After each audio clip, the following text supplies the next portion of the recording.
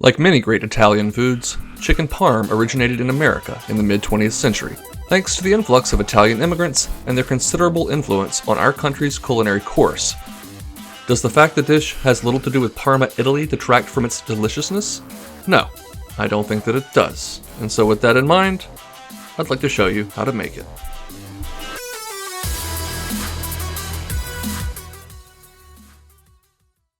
We'll begin by making some homemade breadsticks, because what Italian dish is complete without a good breadstick?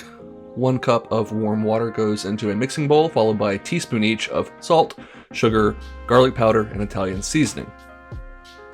To that we'll add 1 packet, which is usually about 7 grams, of rapid rise yeast, and let that bloom for 5 to 7 minutes. Next up, 2.5 cups of all-purpose flour go in, and we'll go ahead and incorporate this dough for a few minutes until a nice tacky ball forms. You want to make sure all that flour on the sides is mostly pulled away. The dough should be tacky but not stick to your fingers. Go ahead and cover that and let it rest for about 30 minutes to rise.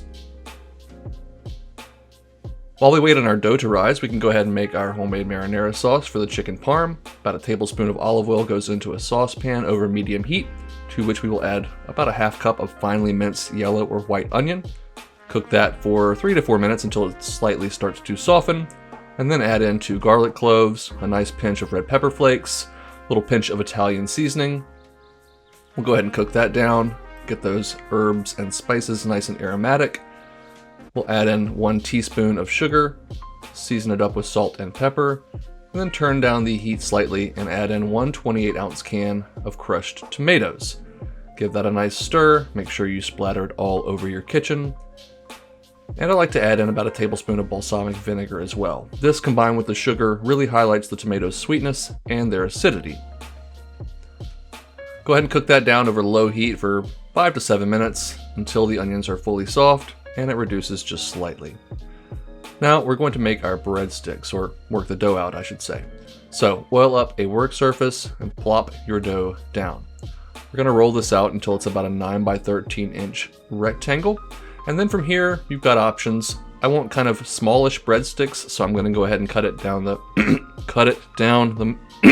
okay, there we go. Cut it down the middle, and then back the other direction for some like 6 to 7 inch breadsticks. By the way, all of the ingredients and instructions will be on the website, link down in the description below, as well as there on the screen. Check it out. We've got a lot of other great dish ideas for you. Once you've got your breadsticks cut up into the desired sizes, place them on a parchment lined baking dish, and those go into a 400-degree oven for about 16 to 18 minutes. We're going to go ahead and take our chicken breasts. By the way, the recipe as written is for 2, but if you want to make this for more, obviously just scale it up. Go ahead and cut that chicken breast right down the middle, leaving a seam so that you can open it up like a book, and then either roll or pound it out into an even thickness. Making sure that it is nice and even will help it cook evenly and not have a undercooked or overcooked bite. Now, we have a traditional 3-part breading station here. I've got a cup of flour, 2 eggs, a cup of panko, a cup of Italian seasoned breadcrumbs, to which I'm going to add some Parmesan cheese, freshly grated of course, and get that nicely incorporated. Make sure you beat your eggs thoroughly until they are homogeneous, and now just go from station to station. Get that cutlet nicely coated in the flour. Hey, what are you? Ugh.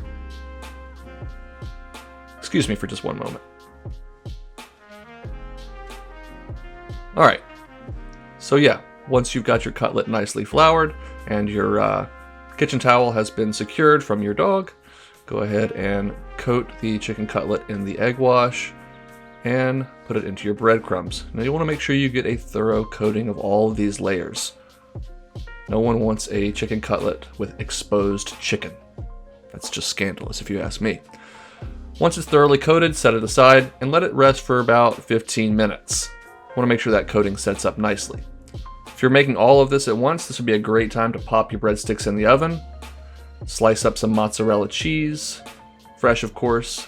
You can use the stuff from the pack in the dairy section of the store, but I really like fresh mozzarella for this application.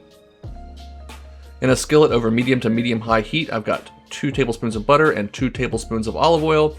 And I'm putting 2 chicken cutlets in, but you'll see why I should have only done 1 here in just a moment. Again, even in a large skillet, I think 1 at a time is the way to go. And the reason is that even in the most evenly cooked skillets, you're still gonna get that, which, you know, it's not the end of the world, but it's also not the most appealing thing. But we're gonna roll with it because I'm not a big fan of food waste.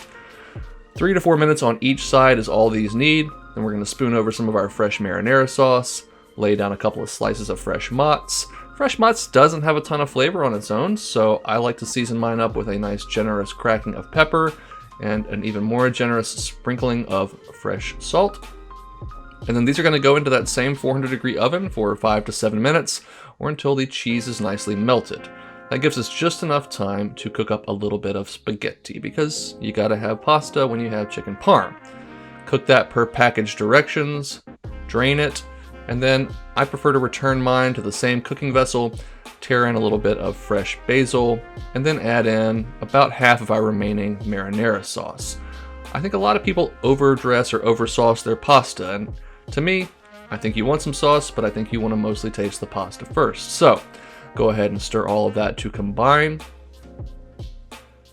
Chicken should be done, and I believe we are just about ready to plate this meal up. So, let's do just that. By the way, these breadsticks, not super puffy, but they have a wonderful crumb, delightful bite. They come together in about an hour. If you really like homemade bread, I suggest you give them a try. So to plate this, we're going to lay down a little bit of marinara sauce. We've gone to a lot of trouble to get a delightfully crispy crust, maybe a little bit too crispy in some areas, on the outside of our chicken, and I think it is a tragedy to smother it in sauce and ruin all of that crispy goodness. So there's some sauce on the top, some sauce on the bottom.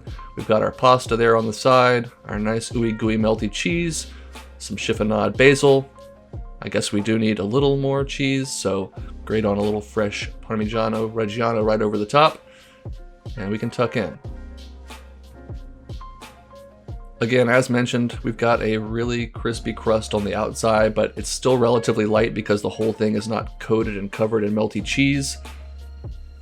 You've got tangy, fresh tomato sauce, ooey gooey melty cheese, moist, crunchy chicken. I mean, I think everyone's probably had chicken parm at one point or another, so you kind of know the flavors you're going for here, but this one just really knocks it out of the ballpark. That pasta is perfectly dressed, goes really well with that nice crispy chicken. I hope you'll give this dish a try at some point this week or next week or maybe tonight.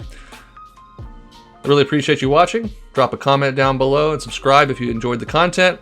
And whatever you do, please go make something delicious.